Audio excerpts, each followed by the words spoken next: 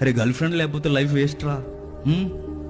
విచిత్రం ఏంటో తెలుసా, గర్ల్ ఫ్రెండ్ ఉన్నది అనుకోండి పర్స్ ఖాళీ అయిపోతే ఆ సంగతి మర్చిపోకు. నేను చాలా మంది చేసే తప్పు ఏంటో తెలుసా, లవ్ అని ఒక మాట ఎలా వచ్చింది కానీ సందర్భం చెప్తున్నారు కదా, లవ్ అని చెప్తారు కదా.